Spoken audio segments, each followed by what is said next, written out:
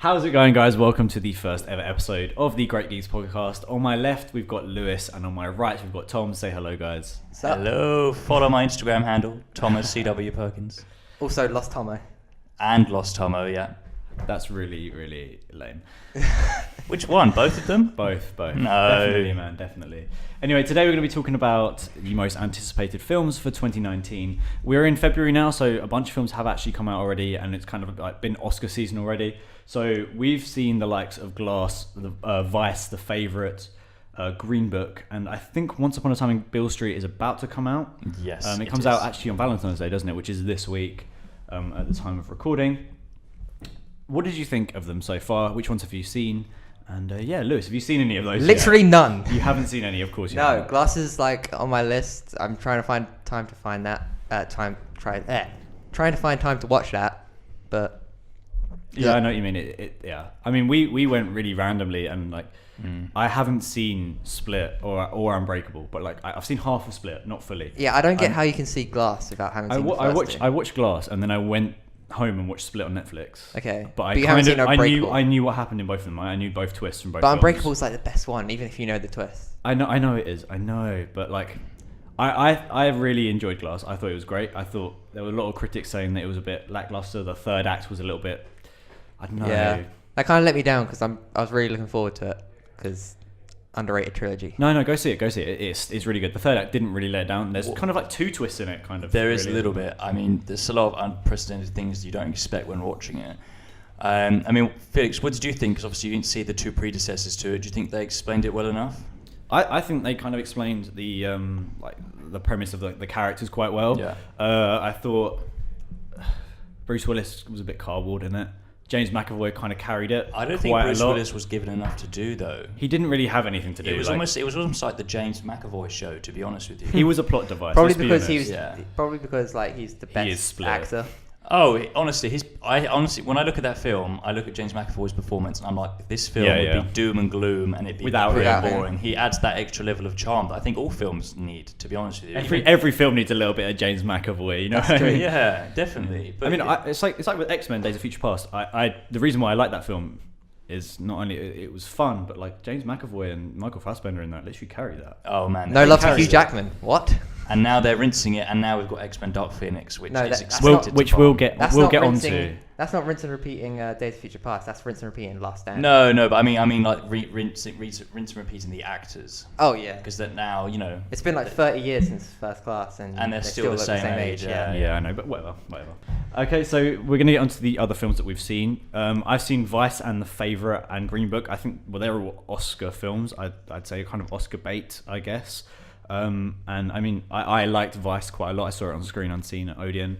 Editing was a bit wacky. I think it won a BAFTA for editing actually. Yeah, most likely. It's some of the funkiest editing. Oh I've seen yeah. In a long very, time. very. It's the same guy. It's Adam McKay. So he did Step Brothers, and then he decided to start doing like real films. And that's a weird jump. Which is a weird jump. Like he did all of the Will Ferrell comedies. You know, all the good Will Ferrell comedies. Yeah.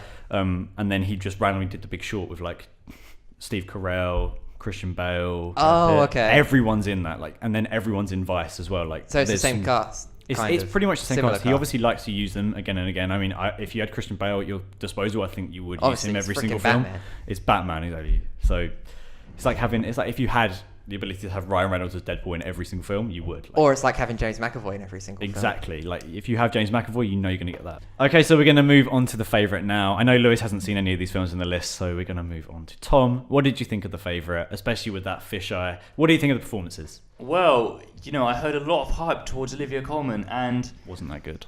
Yeah, as good as everyone was being like, they were like, oh my god, this is amazing. She was fantastic, but when you look at Rachel Weisz and Emma Stone, I honestly think they put out the better performances. Their rivalry was probably the most compelling part about the flick. Oh, 100%. Emma Coleman's character, she was such a peculiar one. Didn't she take home a BAFTA the other night? She did. She won a BAFTA, but I think Rachel Weisz. And Olivia Colman did as well. Yeah, and Emma Stone. I mean, maybe. I don't know. Emma Stone obviously won the Oscar for Best Leading Actress a couple of years ago for La La Land. So yeah, that makes sense. Maybe they're just giving everyone else a go. But I genuinely think Emma Stone was better than Rachel Weisz in my opinion. Oh yeah, 100%. She had this weird evil demeanor that kind of came over her towards it. It was brilliant. Brilliant. I think Rachel Weisz, her character was just so less interesting. Do you know, she was just the lackey that got pushed aside. I mean, Emma Stone's character was just so much more interesting. Like I said, she went right from the bottom to then, being the Queen's right-hand lady. Yeah, eventually she does. Yeah, basically, and I won't dive into Rachel Weisz's character where she ended up, but I found she was the most interesting person. There's a scene in there 100%. I'm not going to put any context on this, but there's a scene in there where she leaves the Queen's quarters, and I'm going to swear here, so just watch yourselves. She was just like fuck. And it was so amusing. Like, honestly, just charm. It's little bits of charm that make these films and these characters so much more appealing. Would you say that? Obviously, we went to see Green Book recently. Did you think that Green Book had that charm? Yes. I think Viggo's character was perfectly charmed. Like from the beginning, you see his growth, and I think that it's beautiful. Like you can see in the trailers what the whole story is about, and I don't think you really need to care about what the ending is of the story, but the whole development of the characters throughout Green Book is beautiful. I think I can't say his name, but Mahershala Ali. I don't know. Now that you've pronounced it like that, I've forgotten the proper way to pronounce it. It's Mahershala, isn't it? That guy from Moonlight. The guy from Moonlight. I always pronounced him. He deserves more than just the guy from Moonlight, I think. Yeah, it's Mahershala Ali. I mean, he's in Mahershala Ali, that's it. He's in Alita Battle Angel as well. He's in everything nowadays. No, he's a fantastic actor, true detective, as I'm sure Max is going to point out when I leave the room. I love Green Book, and I think both of them had a really great sense of charm. Even the bit, and you can see this in the trailers, where and I'm terrible at names, but Viggo Mortensen's character, he chucks out a paper cup, and then Mahershala's character makes them reverse the car all the way back to pick it up, because it was just fine throwing the bones out, the compostable stuff, but not the others. Yeah, and that kind of, I think that scene kind of sums up the movie, like the sort of tone that you have throughout. Yeah, and the characters, there's got one guy who kind of just doesn't really understand kind of social courtesy, and he's right on the bottom level of kind of like working class. Mm-hmm. And then you've got Mahershala Ali, who's kind of on the complete opposite end, who kind of understands manners and etiquette. And they both kind of learn a little bit more off each other, really, and it's a fantastic film. It's beautiful, honestly beautiful. Well, that's what we've seen since the year started. There's been a few releases recently. I know Alita Battle Angel has come out, and the Lego Movie 2, which I'm actually really excited to go see. Lego Movie 2, just because of like Chris Pratt and the directors. I really like the first one. Exactly, they directed Spider-Verse as well, didn't they? Yep. The directors. So and, I want to see their 21 and 22 Jump Street and a bit of a solo. Did they direct Spider-Verse? I thought Chris Miller just wrote it. No, maybe actually, they wrote it. I don't think they did direct it. I didn't think they did direct it. Hold on. They definitely had some input. They definitely 100% had some input, but I think they did not direct it. They wrote it though, didn't they? I can tell you who directed it. Peter Ramsey, and Robert Pachetti Jr., and then we've. There were loads of directors. There were 3 directors, wasn't there? Four directors, and then Chris Miller. They had something to do with the writing of it, pretty much, and you can see it. It's in the toe. The comedy from like Lego Movie in general is. Yeah, just, they they took Chris Pratt and they were like, yeah, here you go. They did 21 and 22 Jump Street and a bit of the solo movie before they got fired. And on the topic of fired. Mahershala, I can't pronounce this guy's name. That guy from Moonlight. Apologize. No, not just the guy from Moonlight. Because I think I've been pronouncing it wrong. It's spelled Mahershara. It's Mahershala. Mahershala. Mahershala Ali was obviously also in Spider-Verse. He plays the Prowler, doesn't he? This is his year, maybe. Maybe a little cameo in Endgame. Who knows? My God! Imagine Sam Jackson's year as well. He's in everything. Oh yeah, I know. Sam Jackson's like 70 now, isn't he? I mean, the guy's old. He doesn't look it. I mean, let's get on to Sam Jackson. I mean, there's 3 huge films coming out this year with Sam Jackson in. Well, 4 now, including Shaft. But those 3 are the 3 Marvel films that are coming out, and that is Captain Marvel, Endgame, and Far From Home. I mean, those 3, we'll talk about those in depth in another episode, because I think they kind of deserve their own episode because they've got so much hype surrounding them. Definitely. But I mean, I think on a scale of 1 to 10, how hyped are you on each one? Like for Captain Marvel, how hyped are you out of 10? This? Don't be sexist. Yeah, that's the thing. It's my least anticipated. I think it's everyone's least favorite out of the Marvel ones. Remember, guys, there's an agenda attached to this. They're doing a solo 3 white males doing a podcast about Captain Marvel. Sexist. How dare they give an opinion on that? I'm quite excited for it because I mean, obviously, there's quite a big link between Infinity War and Captain Marvel, I guess. Because obviously she's literally right at the end. I'm excited to see Skrulls because I know that's going to be the future of the MCU going forward. They've kind of basically confirmed that, and I think the Russos won't return until they do a Secret Wars, which is Skrulls. Correct? Yeah, it's Skrulls. Yeah, exactly. So I'm quite hyped for it. Like I'd put it probably like 8, 9. I'd say 10. 7. Probably. 7, and Tom. Well, straight 3. No. So 1. No, I'll talk a little bit more about detail on this. So when I saw the first trailer, I was like, yeah, looks alright, but there was not really that interesting about it. And saw the second one, I was like, okay, there's a little bit more going on here, but they're not unique. You know, they're just a superhero movie, really. And I'd say that for any character. Yeah. The more I've seen of the TV spots, however, yes, they've been sick. They've been very good, and they've shown emotion in Brie Larson, which you're one of those people. Oh my god! No, I think she can show emotion. Yeah, you see her in Scott Pilgrim; she's brilliant in Scott Pilgrim, and she's in every film she's good. I mean, she's a good actress at the end of the day. I liked her in Kong. Well, she was good in Kong. Remember, guys, she won an Oscar for I think Best Supporting Actress. Exactly, she's an Oscar winner.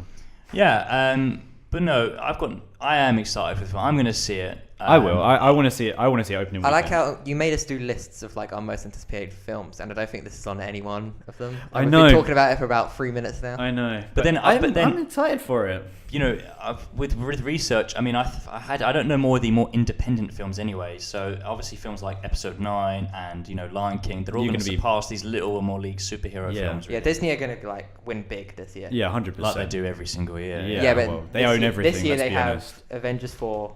They have everything. Episode 9. We don't even need to go into that. We know they literally have everything. The empire of Disney. Yeah, every month they've got a new film coming out, pretty much, and I mean,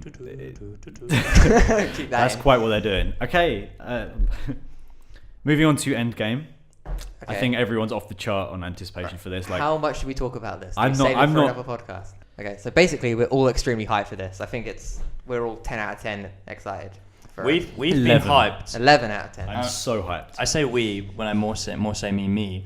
I've been hyped ever since I saw that conference in 2014 when Kevin Feige announced every Phase 3 film. The Civil War announcement. Yes. Where Chris Evans and Robert Downey Jr. Oh my god! And then the theme comes on, then Black Panther comes out. Honestly, it's one of the best marketing things Marvel has ever done. I've been hyped up until this. This is what I think has kept the MCU going for so long as it has, because all those time ago they told you every single film that was coming out there was a reason they care about the fans.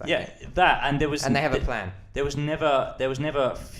never ran out of fuel. We always knew, next year, but in 2 years' time we've got this coming now. Yeah, exactly. But honestly, we've kind of hit a wall with that though. Yeah, we have. With Endgame coming out, they can't announce anything. We have Endgame and Far From Home. They don't want to spoil anything. And that's kind of all we know. We kind of have like rumours. I think around similar time we'll get something very similar, or even after Endgame. If they don't decide to go on the do you reckon we'll get another conference like we did in 2014? I reckon so. I mean, those videos are extremely popular, and you hear the crowd; they're screaming their hearts out. I mean, everyone. There's so much hype and anticipation around every single Marvel film now. And sorry, they have to. And I honestly think they need to get this hype going again, because the reason people are going to see Captain Marvel, why they're going to see Doctor Strange, you've got that small fan base that loves the characters, but they're going for the post-credit scenes. How is it going to connect to that overarching story? Who's going to appear in it? Like, would you go see Captain Marvel if you didn't know that Nick Fury was going to be in it? Not even that. You still see it because it's Marvel. No, but there's going to be a lot of people going there saying, "Look, we've seen general Nick Fury. Yeah, the general audience. We've seen Nick Fury at the end of Iron Man. But fans will go see it anyway. Yeah, exactly. But we've seen him at the end of Iron Man. We're going to go see him. Oh wait, this is 20 years earlier, and he's in a Captain Marvel film 20 years earlier. He's been knowing about superheroes for 20 years. He has both eyes. It connects everything. But I have to say though that and it's bad, but it's the same with a lot of other films, Marvel films anyway. That when I go to see these movies, I'm like, probably one of the most things I'm most excited about is the post credits. Yeah. You know what I mean? And Marvel looks great, but I only really, really want to know how this ties into Endgame. That's how they're keeping the hype alive for these smaller movies, and that's the brilliance of having a tied-in universe spread across 22 movies. Yeah, of course. I mean, what are you expecting from the Endgame post-credit scene? Probably a tease at where they're going next, so maybe Skrulls. I think it's going to be straight Far From Home teaser. I know it. You kind of know it is. Maybe. Yeah, I think I don't know. They're packing so much into this film already if we were going to get a tease for the next big ensemble, I don't know. I feel like it'd be too much. They've just got to tease simple. They know what's coming next. You've got Endgame. You're going to tease Far From Home. And there's going to be. I think there's going to be a reveal. Build up the hype. There's going to be a survivor of Endgame. There'll be a tease. There'll be a tease, I reckon. But I don't think anything major. I think it'd be something so subtle that someone will dissect once the DVD comes out or whatnot. People will dissect it in the cinemas. They're just like but do you know what I mean though? It's like there's still, apparently according to James Gunn, there's still an Easter egg that no one's discovered in Guardians of the Galaxy. No one will ever find it. He's just playing everyone. He's playing everyone. Maybe. It doesn't exist. Maybe, but then you say that, but so I'm going to diverge here. So games like Halo 3, oh boy, and Batman Arkham City, the creators had to leak these Easter eggs for everyone ever to find them. It might be the same principle. I just think he's trying to build up hype for his own film. But which he doesn't have anymore. Exactly. Well, he has those 2 films. He just doesn't have the third one. So going off the fact that I think we all kind of agree there's going to be a tease for Far From Home no matter what in Endgame. We're going to talk Far From Home? We're going to talk Far From Home. Okay, where do you want me to start? I'm so hyped for Far From Home. I mean, I love Tom Holland as Spider-Man. Who doesn't? I think, well, to be honest, I love every Spider-Man film. I loved Amazing Spider-Man 2. Just not because of the story, not because of the characters. I liked it because of Andrew Spider-Man. Garfield? No, because it was a Spider-Man film. Yeah. That I love Spider-Man. I can't help it. I just like the films that come out. I wouldn't rate it. Be like, oh my god, that's one of my favorite films ever. I love it because it's Spider-Man. I love the suit. I love seeing him swing. I guess I like the scenes where he's in the suit. Exactly. I love that's the best. One of the best. It's a classic Sony though. After Spider-Man 3, that you just think they would have learnt their lesson really. Yeah, which they didn't until Spider-Verse. The only thing they learned was not to make Peter Parker a weird character. Well, they did, but they went too far the other way. Yeah, they went from complete nerd to like edgy cool guy. That's very. But then I have to admit though, I know Peter Parker's renowned for being someone everyone can relate to, but but then Peter Parker suddenly, when he was cooler, I just felt like, man, this is a more... Are you talking cool as in Andrew Garfield cool? Andrew Garfield cool. Or Tobey Maguire thinks he's cool, Spider-Man 3. Yeah, no. I'm talking Andrew Garfield being cool. And I looked at that guy when these films were coming out and I was like, geez, man, I really want to be this guy. Who didn't? And yeah, but that's what I'm saying. That's why maybe they didn't completely fail. They might have failed on the character, but then look at the MCU. They're changing character things all the time. I actually heard the other day, I think it was on like someone's Instagram story, that the fact that the MCU has changed so much of Spider-Man is because the MCU doesn't have the rights to characters that Sony have used in their old films. So that's why they don't have the rights to Oscorp. That's why there's no like Harry or Mary Jane. The only characters that they can really use are Peter and Aunt May, it seems like. Yeah. So we've got like Ned. I mean, Ned isn't a... Michelle Jones as MJ. Yeah, I mean, there's a few other... It's weird. The only characters we've seen in like all 3 versions are Peter, May, and Flash, if you think about it. Yeah. I think Flash kind of comes along with it as well. I'm surprised Harry didn't come in that sort of package, but I mean, we've seen what Sony have coming forord, obviously, with the success of Venom, Morpheus. There may be like an Oscorp solo film, which I hope never happens, and I hope... I haven't heard this. No, just imagine. No, but I'm just thinking, like, potentially... Look, you got to look at it from the Sony perspective. Sony will just make movies. They'll have the characters, so they can use it. They'll make a Green Goblin film. Why? Just because they can. Yeah. Well, after the success, money. It just seems like Venom.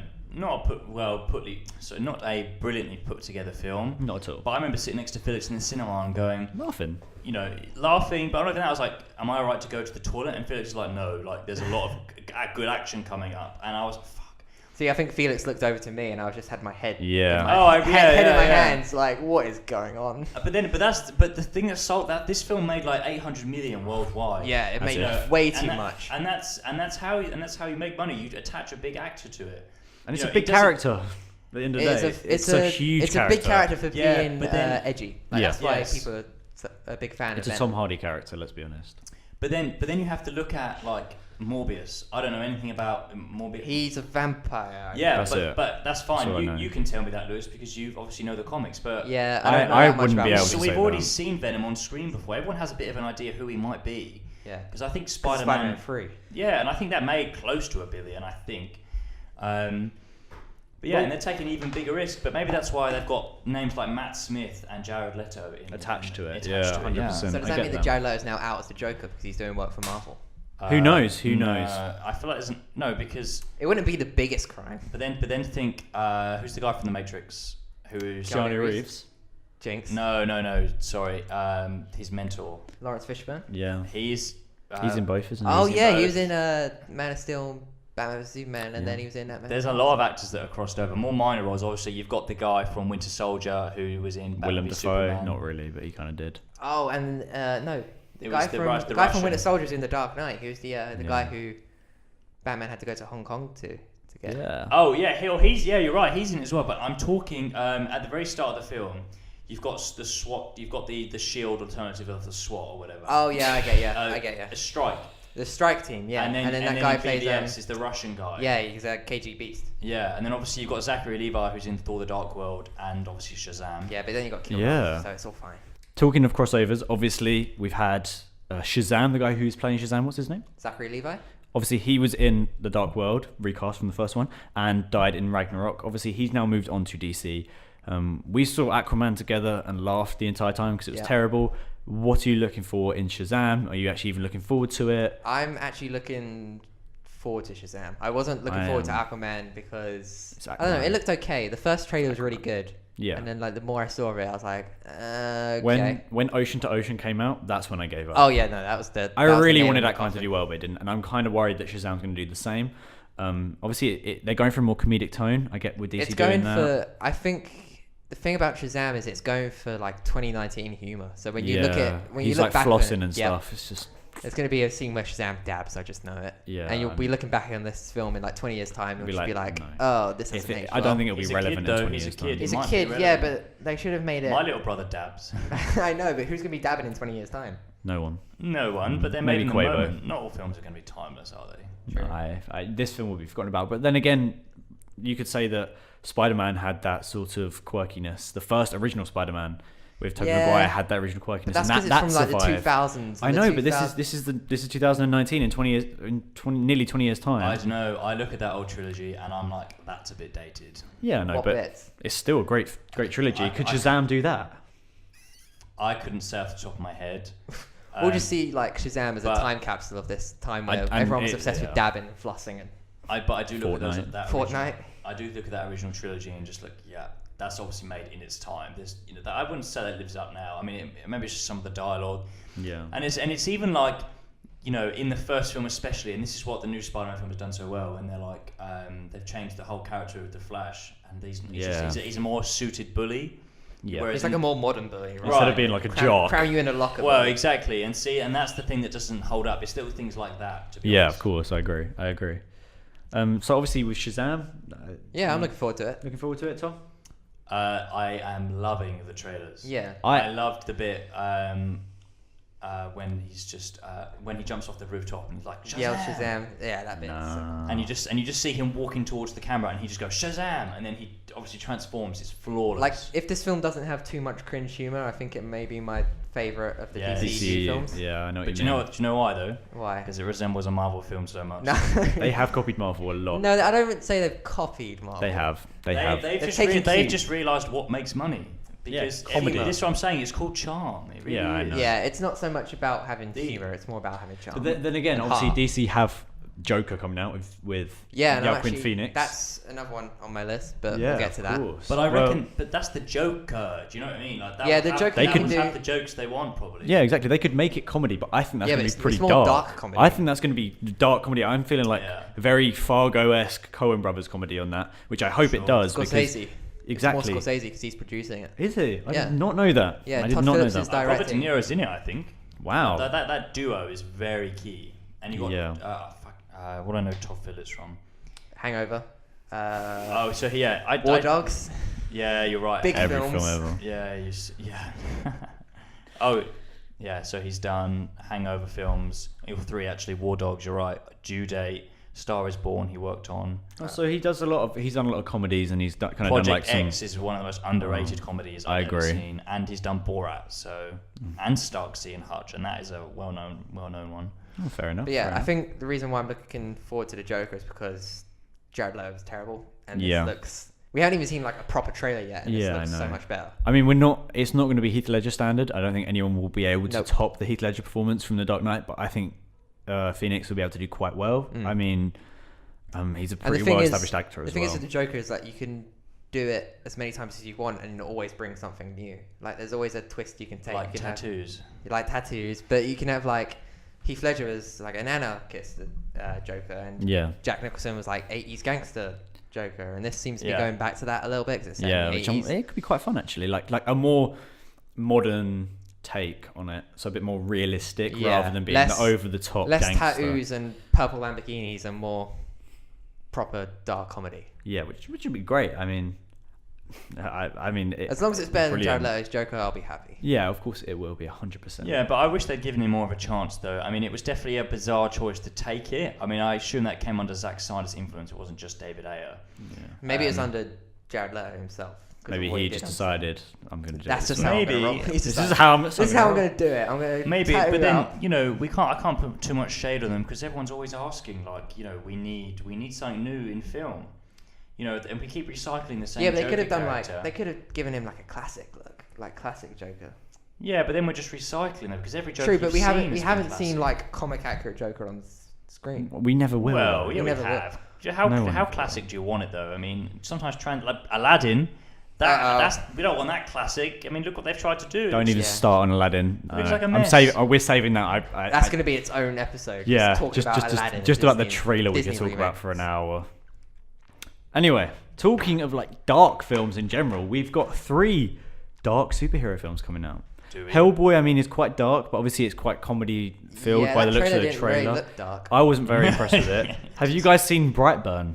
Which is the James Gunn one. God, yes. I saw a trailer for that earlier. I'm kind of excited for it, but it's going to be like a horror superhero film, which I'm a bit about. It's Superman if you went bad. It is pretty much Zack Snyder's Superman, but as a parody. Super dark. It's as a kid. That scene in at the end of the trailer where it's just him in like where he rips open the door and then like it's like jeez, that's heavy. That's what we should have from more superhero movies. I mean, the New Mutants does that as well. Have you seen her? Well, New Mutants, if that's ever going to come out, Hulu or something. If that ever will come out, I mean, it's coming. They've set a release date for the 12th of April. No, that got pushed back. Did it again? I'm pretty sure. God. Well, that's what it said on the trailer. It's coming out? April? No, April the 12th. I'm pretty positive that's been pushed back a year. Really? Well, it's got all the actors from Stranger Things. It was meant to come out April last year. Oh, you might. Sorry, New Mutants release. You might be right. Maybe time has just passed. It's been a year, Tom. Okay.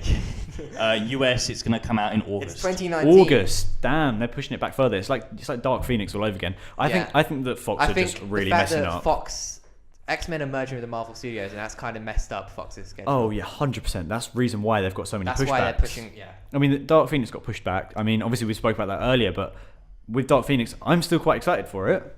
Yes, but the pushbacks kind of put me a little bit hesitant. The only reason I'm really excited for it is because we're seeing the end of like this generation. It's an end of an era, just not as big as one as we've seen Logan go. Yeah, there's gonna be no Hugh Jackman in this. We've seen Hugh Jackman go, so we don't really care about Dark Phoenix. Doesn't matter anymore, does it really? I mean, I'm excited to see James McAvoy, as we obviously spoke about earlier. Yeah. Because McAvoy and Fassbender are like the best bits. Yeah, they'll carry that again. They'll carry that performance. And I mean, there's always a speech, Charles. Nobody cares. Also, if they do a Quicksilver scene, that would be cool. Of course they will. It's like traits. Oh, they're brilliant though.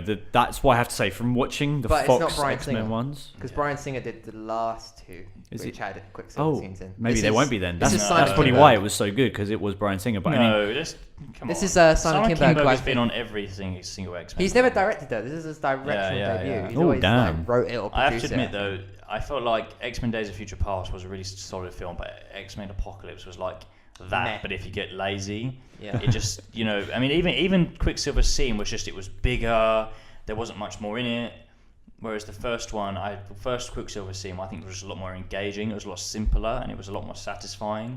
Whereas the other one, it was just explosions, fucking, chucking like blankets out onto the trees. Yeah, but you've always got to do that for the second one. You've always got to dial things. Maybe, It has that comedy aspect, which I think that's what they were trying to go with the Quicksilver scenes, is get that comedy aspect throughout. Also, it's and kind of feature weird it in that the best like speedster we've seen on screen is Quicksilver from Fox rather than Flash.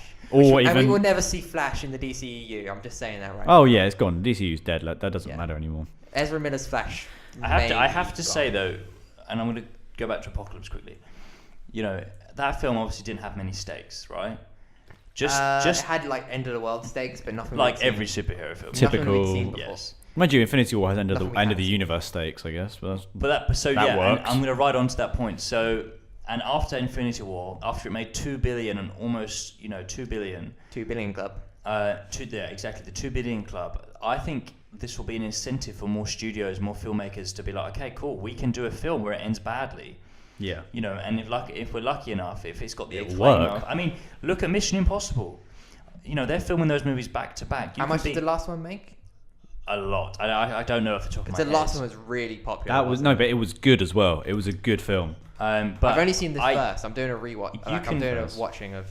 You can guarantee at the end of Mission Impossible 7, that will end as the mission was too impossible that they failed. 100%. And then they go to space. And then they go to space, and then they travel back in time. When's Fast and Furious going to go to space? That's the question. I hope never. I never want to see another Fast and Furious. Is Hobbs and Shaw on nobody's anticipated? Hell no! It's a great trailer. That is a really cool trailer. If there's one duo that I want to see this year, and that is like the Men in Black 4. Well, Women in Black. Tessa Thompson. Tessa Thompson. I'm surprised no one She looks incredible in that outfit. And Chris Hemsworth. I mean, back again. I mean, they worked so well in Ragnarok. I kind of wish that Taika Waititi directed Men in Black 4 or International. Who directed this? Who directed it? I don't know. I think it's the guy who directed Fast and Furious, not James Wan, the other one. The other one. Hold on, but they're advertising it as like, oh yeah, from the director of The Fate of the Furious, so Fast and Furious 8. And I wish that they had a comedy director on it, because I think Men in Black can go towards a more goofy Chris comedy. Hemsworth is a comedy actor. Did you see Ghostbusters? Yeah, I did. So the director of the new Men in Black film directed Straight Outta Compton. Okay. Oh, it's him. I've got his name here. F. Gary Clark. Yes, that's his name. And he also directed the remake of The Italian Job, Law Abiding Citizen, and only one of the Fast and Furious. Wait, the remake of The Italian Job from like years ago, or they're doing another Which one? remake? Second one? No, 2003. Okay, good. I thought they were doing another reboot. I'm like, no, please don't. And he did Fast and Furious 8. Okay, fairs. Yeah, The Fate of Furious. Okay. Well, yeah, I'm excited for that one. I mean, I love Men in Black. The trailer is great. It's nice to see there's a different duo, maybe even a trio as well. The only surviving member is That was an incredibly great catch. Wow. Yeah, I love that. When he throws the hammer or something. That's such a Thor reference, though, but it's fine. Honestly, Chris Hemsworth and his comedic timing is perfect. It's amazing. It really does. He's got the voice as well. Better than Ryan Reynolds. What?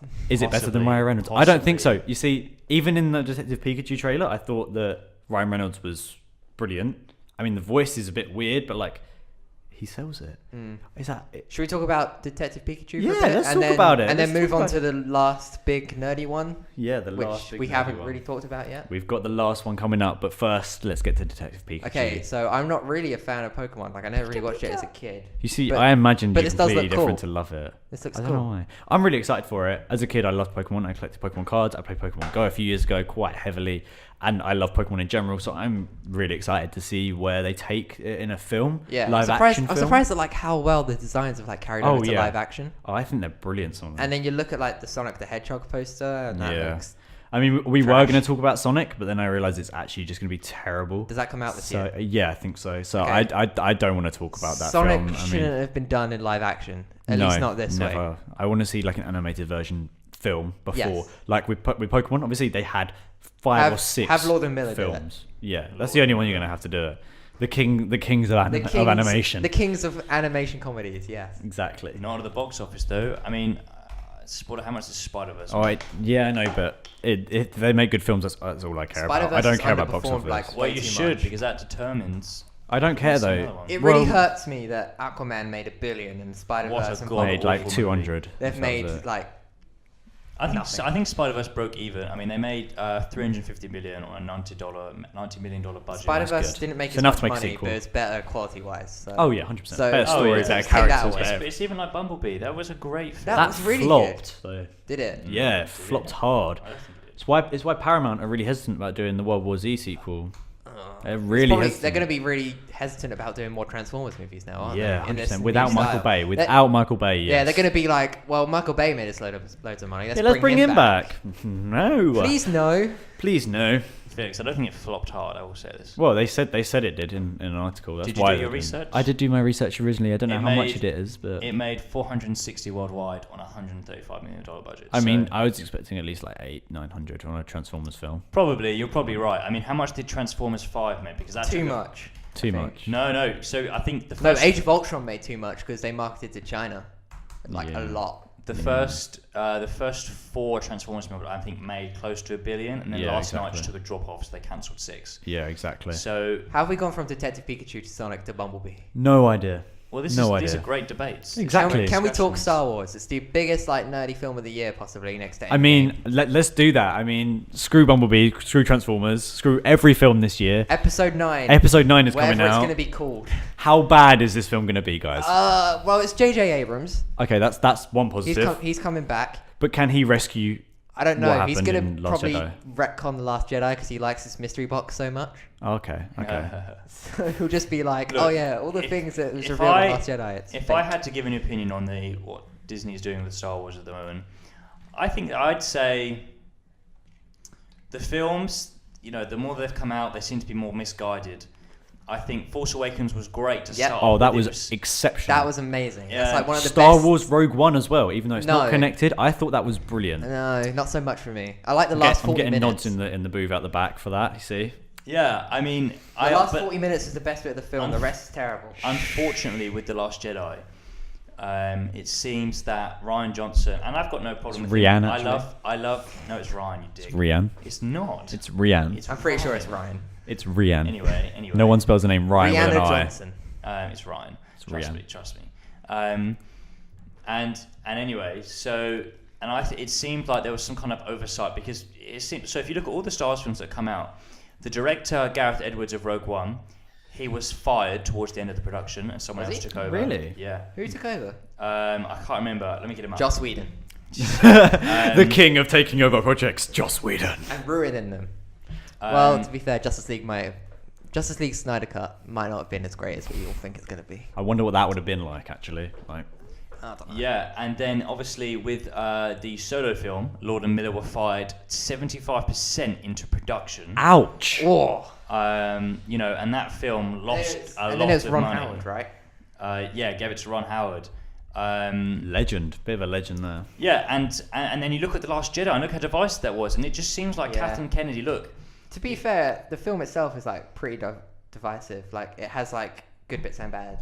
Yeah, no, it definitely does, and I think even some of the people, the biggest haters of The Last Jedi, could agree with that. But it just seems like when you're the biggest haters of The Last Jedi would be like, no, everything sucks. Disney it's so bad. Yeah, Disney. well, yeah, but that really bad, massive fat dude who went crazy when Lucasfilm was bought by Disney. What, Boogie? Yeah, with the He's lost a lot of weight. Disney bought by Disney. So funny. It just seems like there hasn't been much interlink between the movies. Personally, if you look, because they don't have a plan. Well, exactly, and that's what they didn't. That's unfortunately what they didn't think out, and whether or not that was Kathleen's decision, or if that was Bob Iger's decision. You just look at those films and you look at Marvel and how interconnected those movies are. That's the thing, because Lucas had a plan back in the day. He knew where. I'm pretty sure he know where he was going with the original trilogy. I'm not sure. Well, no, because when you look at Luke and Leia, I mean, they were lovers in the first film. Maybe he didn't. But those kind of ideas they fixed and they made right as they went on. But with The Force Awakens, they set a lot up that didn't fall through in the second movie. And as much as I like what Rian Johnson did with Luke, he made him more human, and they wanted to deviate away from the past. Yeah. This wasn't the film to do it. The Luke, Rey, and Ben storyline is the best bit of the film. Yeah, I thought that was brilliant. And everything else is just kind of it was great, to but shit. I honestly think, and my biggest issue with this new stuff is that at the start of The Force Awakens, we didn't get to see Luke, Han, and Leia back together. Yeah, that should have been the mode. That's why we all went, right? Yeah. But Han's death scene in the first one was, even if Carrie Fisher hadn't passed away, we never would have got it because of that. Yeah, exactly. He dies in the first one, doesn't he? No, I definitely think we could have gotten a flashback, but that's it just seems maybe like... we will in episode CG 9. Leia. CG Leia or stock footage of Leia. That's what they're using. Really? Yeah, stock footage of Carrie Fisher. I just think Kathleen Kennedy, she's a fantastic producer. She's produced some of the greatest films ever made. Whereas you look at Dave Filoni, who's running Rebels, the animation side, and the Clone Wars. Yep, bring back Clone Wars. He should be the creative lead. You look at Rebels. He should be the Feige of Star Wars. Right, exactly. You look at Rebels, and they've introduced time travel in that, and it is so seamless. Have they really? A little bit. It's like time travel that's like looped time travel. Yeah. It's not go back in time. No. But it's so seamless that it's just wow. Like it works so well, and I'm just watching. I'm like, this feels like Star Wars still. Yeah. And it just seems like you should have had to watch Rebels. Kathleen Kennedy should have ran the business. Dave Filoni or someone on that particular level should have run the creative side. I don't think Last Jedi is a good sequel to The Force Awakens. I think it's a good film.